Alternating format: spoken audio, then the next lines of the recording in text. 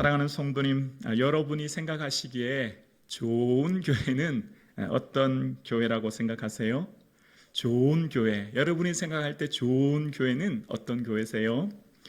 교회 건물이 세련되고 사람들이 많은 모이는 교회일까요? 요즘에는 이단도 건물이 좋고 사람이 많이 모이더라고요. 교회 가면 마음이 편안해지는 교회일까요? 요즘 보면 천주교나 다른 종교에도 이런 것을 추구하지 않습니까? 아니면 마음 편한 교회, 또 친교 중심의 교회가 좋은 교회일까요? 그런 것은 사회에도 많잖아요. 친구 모임이나 이런 친목회가 많지 않습니까? 자, 그러면 여러분, 좋은 교회는 어떤 교회일까요? 예수 그리스도께서 주인 되시는 교회가 좋은 교회인 줄로 믿습니다. 아멘. 사람이 주인 되는 교회가 되면 어떻게 될까요? 사람이 주인이 되면 사람마다 추구하는 게 다르거든요. 사람마다 가치가 달라요.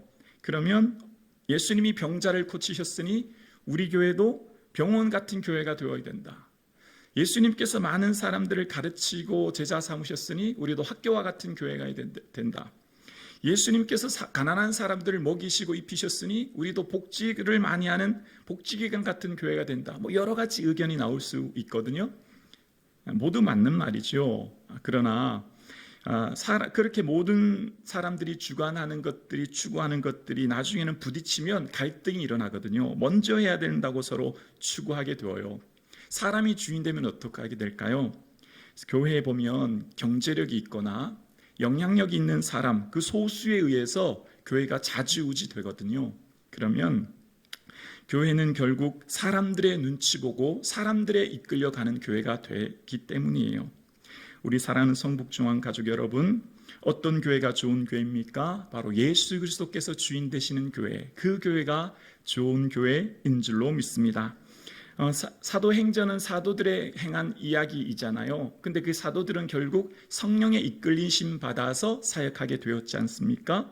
그러니까 성령께서 이끄시는 교회가 가장 좋은 교회인 거죠. 예수님이 주인 되는 교회를 다른 말로 하면 성령께서 이끄시는 교회가 되는 거예요. 사람마다 중요하다고 생각하는 것들의 가치가 부딪히고 갈등이 일어나기 때문에 모든 사람들이 결국 예수 그리스도가 주인 되는 교회가 되어야 하는데, 그럼 어떻게 해야 예수님께서 주인 되는 교회가 될까요? 그 방법과 그 비결을 오늘 본문이 제시합니다. 사도행전 2장은 성령으로 잉태한 초대교회를 말하잖아요. 처음 시작된 초대교회 전 교회를 준비하는 것이 오늘 본문이에요. 자, 그러면 어떻게 해야 예수 그리스도가 주인 되는 교회가 될까요? 바로 14절에 이렇게 말하죠. 여자들과 예수의 어머니 마리아와 예수의 아들과 더불어 어떻게 해요? 마음을 같이하여 오로지 기도에 힘쓰더라. 아멘. 성령으로 잉태된 교회, 예수 그리스도가 주인 된 교회는 기도로 이루어진 교회, 기도로 준비된 교회입니다. 다시 말하면 기도하는 교회예요. 온 성도들이 한 마음으로 기도하는 교회, 기도에 힘쓰는 교회인 거예요. 개인의 능력이나 지위가 필요하지 않습니다. 이후에 사도행전의 8장에 보면 마술사 시몬이 성령을 돈으로 살려고 하거든요. 성령은 돈으로 살 수 있는 분이 아니잖아요. 하나님의 선물을 돈으로 주고 사려고 하느냐라고 베드로가 책망합니다. 성령은 하나님의 선물인 거예요. 선물은 하나님이 주시는 자의 마음에 달려 있잖아요. 그래서 우리의 받은 성령은 오직 기도로만 가능한 줄로 믿습니다. 성령의 충만함은 오직 기도로만 가능합니다. 그런데 성령으로 잉태된 교회, 성령의 온전한 충만함을 받는 기도의 두 가지 방법을 오늘 본문이 제시하고 있습니다. 먼저 기도의 장소가 중요하고, 첫 번째는 기도의 장소가 중요하며 두 번째는 기도의 내용이 중요하다라고 하는 것을 오늘 본문은 우리에게 이야기하고 있습니다. 자, 13절 끝에 보면 이렇게 얘기합니다. 다 거기 있어 라고 이야기합니다. 다 거기 있어. 거기가 어디죠? 네, 예루살렘이에요. 12절에 보면 제자들이 감람원이라는 산으로부터 예루살렘에 어떻게 해요? 돌아오니 예루살렘에 다 모이게 되었어요. 그러니까 예루살렘 거기에 다 있다는 거예요. 첫 번째 장소가 어디죠? 예루살렘입니다. 왜 예루살렘이죠? 누가복음 24장에 보면 부활하시는 주님이 너희가 하늘로부터 능력을 덧입을 때까지 이 성, 이 예루살렘에 머물라라고 말씀하셨기 때문이에요. 여러분 아시는 것처럼 예루살렘은 어떤 것이었죠? 부끄러움과 수치의 장소, 절망의 장소가 예루살렘이에요. 그런데 예수님은 제자들을 전혀 배려하지 않으신 것 같아요. 이왕이면 좀 너희들이 편한 곳에서 기다려라. 너희들의 고향에 가 있든지 사람들이 인적이 드문 산속에서 가서 기다리든지 라고 말씀하시지 않으셨어요. 요한복음 20장에 보면 제자들이 유대인들을 두려워하여 문을 닫았다라고 이야기합니다. 예루살렘은 두려운 곳이었습니다. 예루살렘은 마음 편한 곳이 아니에요. 그런데 굳이 예수님은 예루살렘 장소를 말씀하시면서 그곳에서 기다리라는 겁니다. 성전 기도가 중요합니다. 기도의 장소가 매우 중요한 거예요.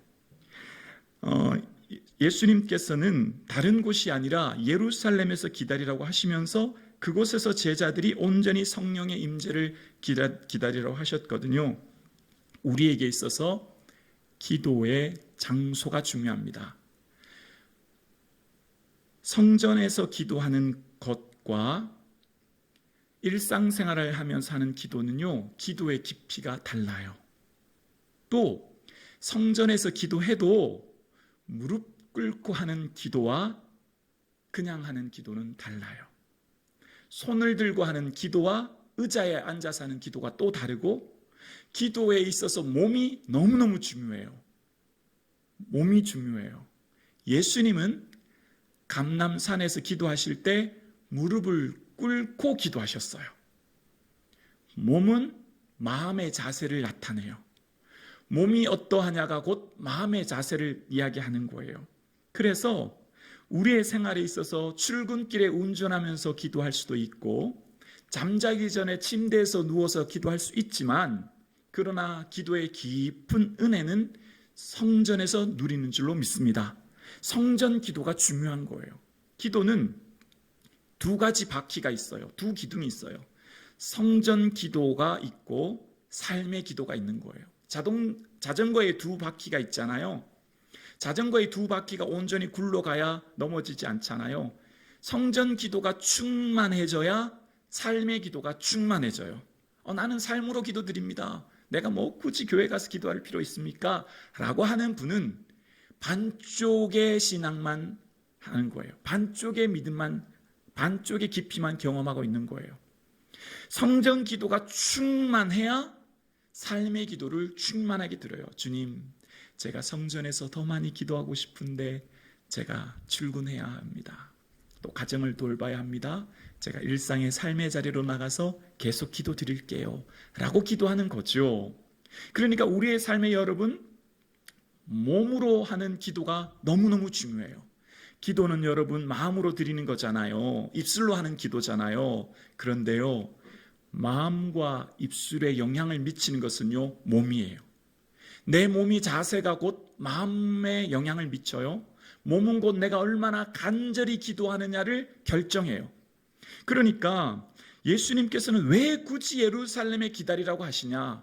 왜 굳이 그 장소가 중요하냐? 장소가 중요해요. 성전 기도가 중요해요. 성전에서 기도하는 것이 얼마나 중요한지 몰라요.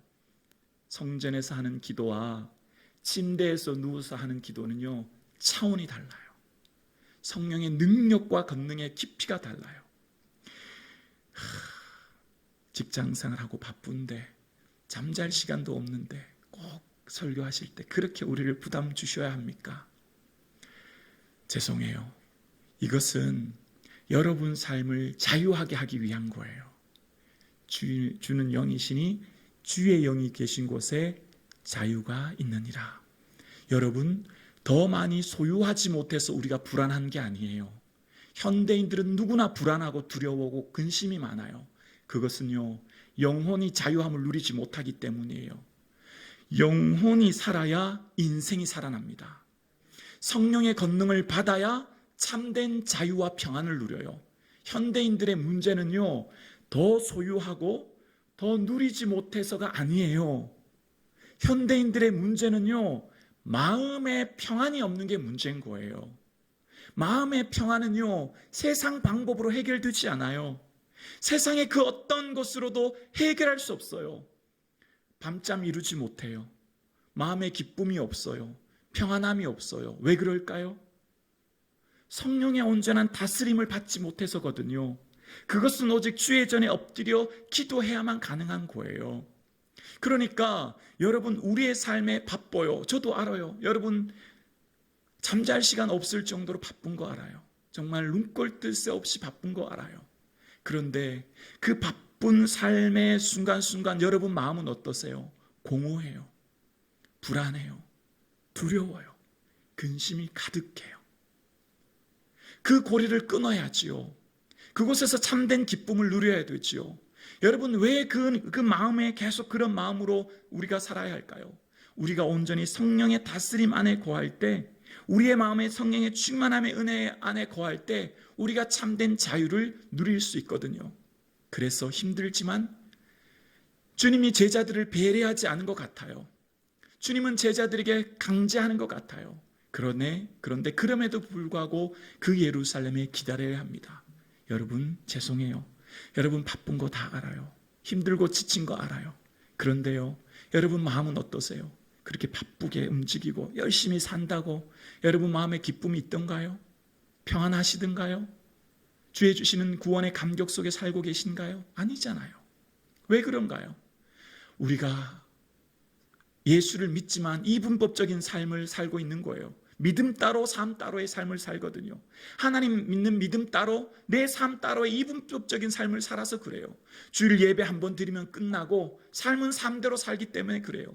삶에서 전혀 주님과 교제가 없고 주님과 사귐이 없고 주님과 동행하는 삶이 없기 때문에 그렇거든요. 삶이 예배가 삶으로 이어져야 합니다. 온전히 주님 전에 나와 드리는 예배가 이 성전에서 드리는 충만한 구원의 기쁨이 삶의 예배로 이어져야 되는 거예요. 성전의 기도가 삶의 기도로 이어져야 되는 거거든요. 오늘 예배 드리는 이 1시간만의 예배가 아니라 삶의 예배로 눈을 뜨는 순간 걸음걸음 예수님이 생각나고 예수님이 기억되고 예수님께 의탁하고 예수님 붙들고 사는 삶을 살기 위해서는 기도밖에 없어요. 이분법적으로 살아가니 신앙 믿음 따로 삶 따로에 살아가니까 우리 마음에 기쁨이 없는 거예요. 평안함이 없는 거예요. 사랑하는 성도 여러분, 오늘 1시간의 성전 예배가 중요하듯이 이제 성전에서 드리는 이 예배와 성전에서 드리는 기도가 삶으로 흘러넘치기 위해 삶 속에서도 주님을 찾고 구하고 간구하며 살아가시는 저와 여러분 되실 수 있기를 주의 이름으로 축원합니다. 월요일 출근하는 첫 시간 눈을 뜨면서 아버지 도와주세요. 내 마음 다스려 주세요. 고백하는 거예요. 운전하면서 출근하면서 기도하는 거예요. 일주일 1시간 10분 5분이라도 주말이 있잖아요. 아니면 주일날 조금 더 일찍 나오실 수 있잖아요. 성전에서 진실되게 기도하는 단 10분의 기도가 너무너무 중요합니다. 하나님을 향한 간절한 기도가 중요해요. 그냥 대충 하는 기도가 아니고요. 여러분이 정말 간절히 소원하는 것, 마음으로만 간절한 게 아니고요. 몸으로, 내 삶으로 성전에서 드리는 기도가 그래서 중요한 거예요. 두 번째, 기도의 내용이 중요합니다. 여러분, 우리의 삶에 예수 믿지 않은 사람도 타 종교도 기도하잖아요. 타 종교도 기도해요. 무신론자들도 마음의 신을 향해 기도하잖아요. 기도하지 않은 사람이 누가 있을까요? 다 기도하며 살잖아요. 그런데 예수 믿는 우리의 기도는요, 달라야 되지요. 기도의 우선순위가 있는 거거든요. 먼저 해야 될 기도가 있는 거거든요. 마음을 같이하여 초대교회가 뭘 구했을까요? 성령을 구했어요. 성령의 온전한 다스림을 구했어요. 성령의 충만함을 구했어요. 마음을 같이해서 오로지 기도에 힘썼어요. 오직 성령의 충만함을 구했다는 거예요. 여러분, 우리의 인생은 얼마나 건강하게 오래 사느냐가 중요한 게 아니에요. 얼마나 오래 사느냐보다 더 중요한 것은 어떻게 사느냐, 밀도가 더 중요해요. 인생을 어떻게 사느냐가 더 중요한 거예요. 주께는 하루가 1000년 같고 1000년이 하루 같다고 말씀하십니다. 여러분, 우리가 볼 때 하루를 사는 하루살이나 한철을 사는 메뚜기나 별반 다른 거 없잖아요. 100년의 인생에 봤을 때 말이에요. 우리 100년의 인생이 얼마나 더 긴가가 중요한 게 아니라 어떻게 사느냐, 그 삶의 내용을 어떻게 채워가느냐가 더 중요한 거거든요. 민수기에 보면 민수기 1장부터 20장까지, 그러니까 전체가 36장이잖아요. 그 36장 가운데 1장부터 20장까지 그 거의 절반에 이르는 분량이요, 단 20일 만에 기록해요. 놀랍지 않습니까? 민수기 1장 1절에 보면 이렇게 시작합니다. 이스라엘 자손이 애굽 땅에서 나온 후 둘째 해 둘째 달 첫날에, 출애굽 2년 2월 1일이에요. 그러니까 2월 1일 날 기록했다는 거예요. 근데 민수기 10장 11절에 보면 이런 말씀이 있습니다. 둘째 해 둘째 달 숨은 날에 2년 2월 20일, 딱 며칠이요? 20일. 딱 20일 만에 출애굽기 절반 가까운 분량이 기록되어요. 그때 당시에 행진 순서, 레위 지파가 성전에서 해야 될 사명, 나실인이 어떻게 살아야 될지에 대한 구별, 레위인이 성전에서 행하는 봉헌식, 이스라엘 백성들이 어떻게 광야에서 행진할지에 대해서 딱 20일간의 기록이 기록되어 있습니다. 그런데 반면 민수기 11장 21절 이후로 거의 마지막 분량에 이르는 내용은 38년 가까운 기록이 기록되어 있어요. 그 내용도 보면 참 마음이 아픕니다. 이스라엘 백성들이 모세를 향한 원망과 비방, 가나안 땅 정탐 보고로 인한 절망, 고라 당이 모세를 향해 거역하고 반역하여 땅이 갈라져 죽은 사건, 모세가 반석을 쳐 가나안 땅에 들어가지 못한 사건들, 다 대부분 절망스러운 사건들로만 기록되어 있어요. 얼마나 오래 사느냐가 중요한 게 아니에요. 어떻게 사느냐가 중요한 거예요. 출애굽기는 단 20일의 기록이 출애굽기 1장부터 20장에 다 선한 내용으로 가득 차 있어요. 그런데 안타깝지만 출애굽기 20장부터 거의 마지막 장에 가까운 36장의 내용이 광야 38년의 원망과 불평의 내용으로만 가득 차 있죠. 우리 인생도 그렇습니다. 여러분, 내가 얼마나 오래 살기 위해 기도하십니까? 건강하기 위해 기도하십니까? 그것보다 더 중요한 게 있어요. 내가 어떻게 살아가는지, 내 삶에 무엇을 위해 사는지가 더 중요하거든요. 그래서 성령의 온전한 다스림을 받아야 합니다.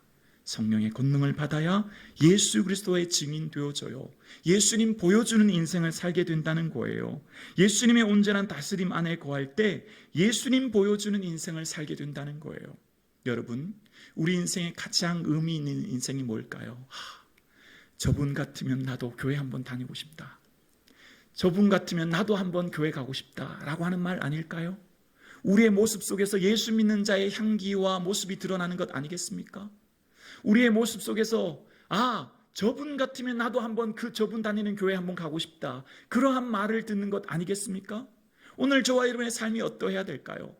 얼마나 오래 살아 내 욕심, 내 욕만, 내 행복만을 위해 살아가는 인생이 아니라 어떻게 인생을 살아가느냐로 예수님 드러나는 인생, 예수님 보여주는 인생 살아가는 저와 여러분 되실 수 있기를 주의 이름으로 축원합니다. 그래서 성령의 충만한 은혜를 받아야 합니다.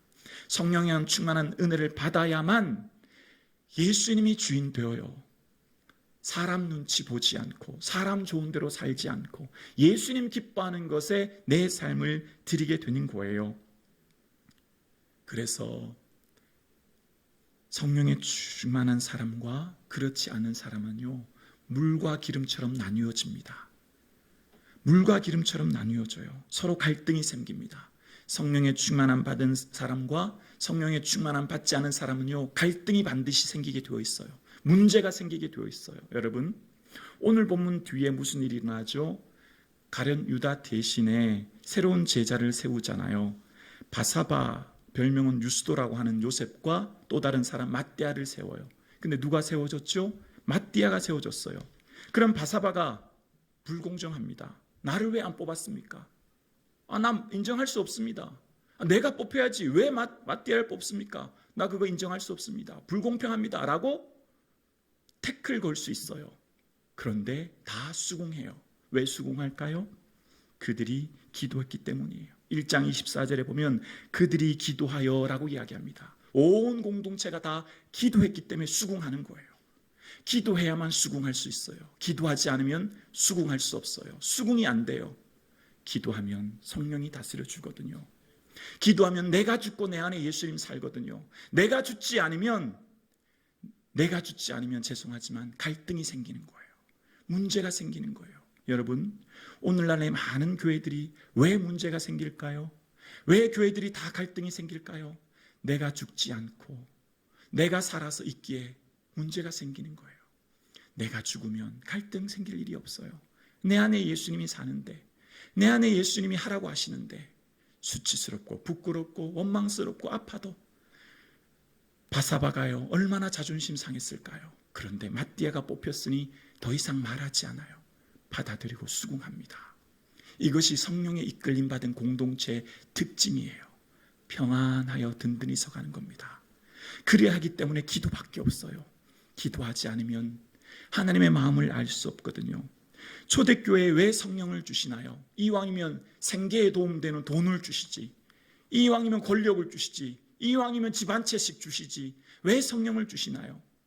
여러분, 당장 살아가는데 도움되는 것은 돈일지 모르지만 우리 인생의 근본적인 자유와 평안은요, 성령 없이는 불가능해요. 성령을 받고 나면 우리의 삶이 새로워 보여지는 거예요. 새롭게 깨달아지는 거예요. 여러분, 오늘 한 번의 예배가 돈으로 환산하면 얼마쯤 된다고 생각하세요? 여러분, 오늘 성전에서 나와 예배드리는 이 예배 말이에요. 이 한 시간의 예배를 돈으로 바꾸면 여러분 얼마로 바꿀 수 있을까요? 얼마로 바꿀 수 있을까요? 여러분, 한 번의 기도가 성전에서 나와서 하는 10분의 기도를 돈으로 바꾼다면 얼마로 환산할 수 있을까요? 100만 원? 1000만 원? 1억? 여러분, 돈으로 바꿀 수 없잖아요. 돈으로 환산할 수 없잖아요. 우리의 받은 구원의 은혜와 이 예배의 영광, 하나님 앞에 드리는 기도를 돈으로 바꿀 수 없잖아요. 성령 받지 않으면요, 육체의 욕심을 따라 살거든요. 그러면 당장 세상적인 가치관으로 평가하게 되어요. 세상적인 가치관으로 생각하기 때문에 문제가 생겨요. 그런데 성령의 은혜 안에 거하면, 주의 영이 계신 곳에 자유함이 있기에 성령의 온전한 다스림 안에 거하면 구원의 은혜와 감격, 예배의 기쁨과 은혜, 하나님 앞에 드리는 이 찬송과 기도가 얼마나 소중한 걸 알기 때문에 내가 더 못 누려도 괜찮고, 내가 더 못 가져도 괜찮고, 내가 세상 사람들 볼 때 조금 부족해도 괜찮아집니다. 초가집이나 궁궐이나 괜찮아져요. 왜 그럴까요? 성령의 임재 안에 거해 보니 내 삶 가운데 예수님이 나와 함께 하시는 것보다 더 기쁜 것이 없고 더 즐거운 것이 없고, 성령님이 나와 함께 하시니, 성령님이 나를 다스리니 내 삶 가운데 참된 기쁨과 세상이 줄 수 없는 평안의 은혜를 누리게 되는 줄로 믿습니다. 성령의 충만한 은혜를 받아야 합니다. 그렇지 않으면 그것 더 가져도 의미 없어요. 더 높은 위치에 간다고요? 의미 없어요.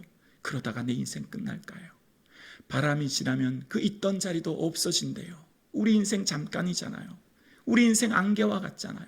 우리 인생 호흡과 같잖아요. 이렇게 짧은 인생, 여러분 무엇으로 여러분 인생을 채워가시렵니까? 여러분 무엇을 추구하며 살려가십니까? 여러분 무엇 때문에 불안하고 두려운 인생으로 끊임없이 살아가시고 계십니까? 성령의 충만한 안에 주의 주시는 기쁨을 누리시는 저와 여러분 되실 수 있기를 주의 이름으로 축원합니다. 그래서 우리의 삶 가운데 나는 죽고 내 안에 예수님이 살아 나를 통해 예수님이 보여주는 인생 살아가시는 저와 여러분 되실 수 있기를 주의 이름으로 축원합니다. 사랑하는 성북중앙 가족 여러분, 예수님께서 우리에게 원하시는 게 뭘까요? 내 계명을 지키는 자라야 나를 사랑하는 자니 나를 사랑하는 자는 내 아버지께 사랑을 받을 것이요 나도 그를 사랑하여 그에게 나를 나타내리라. 요한복음 14장 21절에 예수님께서 우리에게 주님을 나타내 보여주신대요. 예수님을 사랑하고 예수님 안에 거하는 자에게 이러한 은혜 주신다는 겁니다. 우리가 성령의 온전한 다스림 안에 기도하여 깨어 있을 때 주님을 사랑하게 되어지고, 주님을 사랑하게 되면 그에게 나를 나타내리라. 나를 통해 예수님이 보여지고, 나의 숨쉬는 모든 순간 행동과 말과 삶을 통해 예수님이 보여짐으로 나의 삶이 참으로 주의 주시는 기쁨과 평안 안에 누리는 저와 여러분 되실 수 있기를 주의 이름으로 축복합니다. 기도드리겠습니다.